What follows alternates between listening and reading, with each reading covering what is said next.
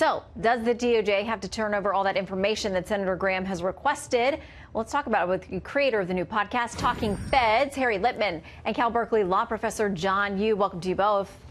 Thank you, Shannon. Okay, so to read a broader quote from Chairman Graham's letter, he says this: the committee is deeply concerned with these discussions and whether they essentially indicate that two of the highest-ranking law enforcement officials in the United States were discussing what amounts to a coup against the president. Harry, they're referring to McCabe's assertions that they talked about the 25th Amendment and whether there would be those willing to go along with that. I'm sorry, me first? You, Harry. We'll start with you. Yeah, Shannon.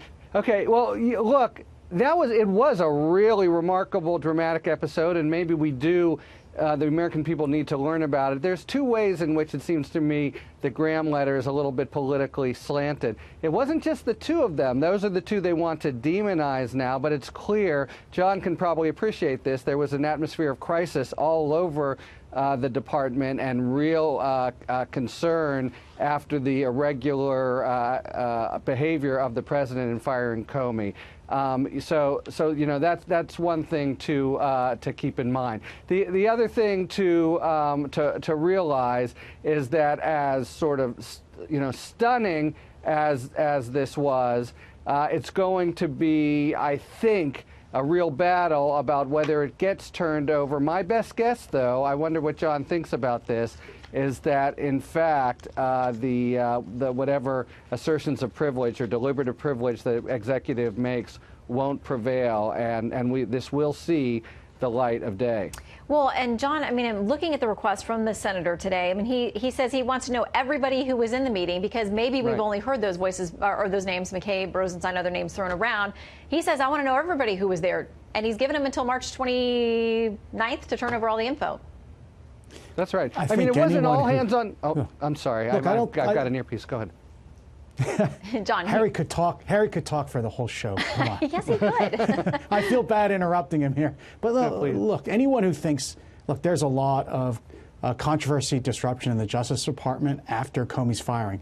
But anyone who thinks in the Justice Department that the 25th Amendment applied, that President Trump was actually, under the terms of the Constitution, unable to discharge the powers and duties of the office, ought to have his head examined. And I hope Lindsey Graham's about to do that.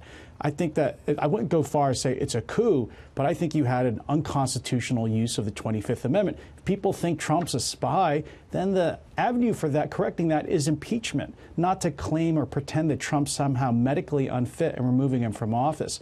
Second, and this goes also to Harry's point, I agree, I could see the FBI or the Justice Department claiming executive privilege, but you know who can waive executive privilege and force all those people to testify? President Trump. Yep. All President Trump has to do is say, I'm not invoking privilege. Go up and testify and tell Congress everything that happened and everybody who was in the room. Okay, and now it would be a bizarre claim of executive privilege because it's not helping the president in his deliberations. I would also just say coup seems a loaded term to me as well. They did bandy about the 25th Amendment. They bandied about everything. But wearing a wire. All we know is it was a genuine quandary. What do we do here? This is kind of crazy. Okay, well, just a note I want to make, too, that the chairman is also, Senator Lindsey Graham, asked for a second special counsel. He thinks that it's time to dig into how the DOJ and FBI handled the Hillary Clinton email investigation, because the more we get information released from Lisa Page and Peter Strzok and others, it raises all new questions about deals that were made and all kinds of things. So we'll see if he gets that special counsel or these documents. But, gentlemen, come back because we always have more to talk about. Harry and John, great to see you. Thank you very much. Thanks, Shannon.